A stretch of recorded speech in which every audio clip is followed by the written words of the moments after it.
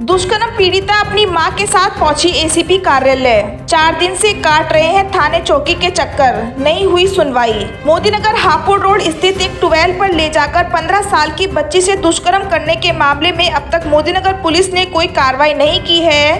पीड़िता अपनी मां के साथ थाने व चौकी के चक्कर काट कर थक चुकी है, लेकिन उन्हें हर बार टरकाया जा रहा है। परेशान आकर वे शनिवार को मोदीनगर एसीपी कार्यालय पहुंची और गेट के बाहर धरने पर बैठ गईं।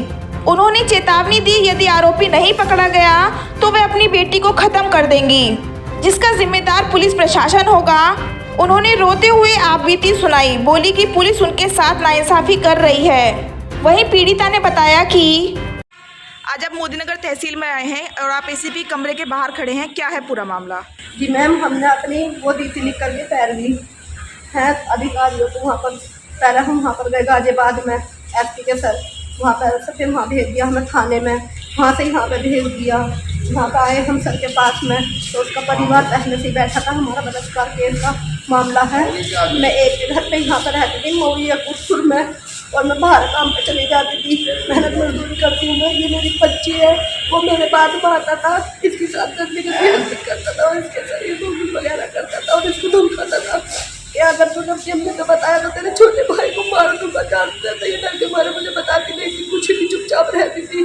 और ये 8 फरवरी को पेपर देने जा रही थी अपने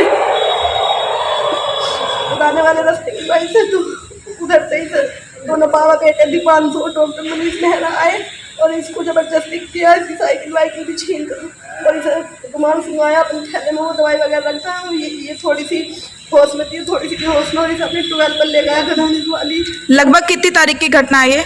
8 फरवरी और 13 फरवरी को। जैसे ये 8 फरवरी और 13 फरवरी की घटना है और अब अप्रैल चल रहा है, तो इतने टाइम बाद आप अधिकारी को सूचना देने क्यों आए हो? मैम, उसने हमें मेरे बच्चे को धमकाया हुआ था कि अगर तूने अपनी अम्मी से या किसी से बताया या मेरे नाम की रिपोर्ट दर्ज करी तो तेरे छोटे भाई को मैं मार दूंगा, जान से ख़त्म कर दूंगा। और फिर भी मैंने उसका घर भी छोड़ दिया इज्जत के कारण, डर से अपने बच्चों की कभी भी मार न दे मैं। तो वहाँ पे जो पीछा करने लगा, लड़के भेजने लगा, तो ये 4 अप्रैल को अपना रिजल्ट लेने जा रही थी। तो ये रिजल्ट लेने जा रही थी, तो वहाँ पे भी अपने लड़के को लेकर के दीपांशु को और दीपांशु को लेकर अपना अपना और इसका पीछा किया, इसके छीना झपटी की। और ये भी इसके हाथ में चोट वोट भी, और इसको पूछने लगा कि कहाँ लिया कमरा, कहाँ लिया। इनने बताया नहीं, हो लागी उन्हें तो धक्का दे के ये भाग गया घर। ये बहुत डर गई थी। मैंने कहा क्या हुआ बेटी, क्या हुआ? मम्मी डॉक्टर फिर ऐसे आया और मेरे साथ छीना झपटी कर रहा और मेरे साथ जबरदस्ती कर रहा दीपांशु के साथ में, और हमारी कोई कार्रवाई नहीं हो रही, हमारी कोई सुनवाई नहीं हो रही। कि नहीं, अभी उसने हमारे पीछे लगा रखे हैं, वो पैसे वाला है बहुत, कि हम तो करते भी रहे उससे। अब आए 7 तारीख में हमने अपनी सूचना दी है, यहाँ पे हमारा कोई भी सुनवाई नहीं हो रही। क्या सुनवाई नहीं हो रही है आपकी? वो खुले आज़ाद घूम रहा है, उसका लड़का भी खुले आज़ाद। पुलिस द्वारा क्या कहा जा रहा है?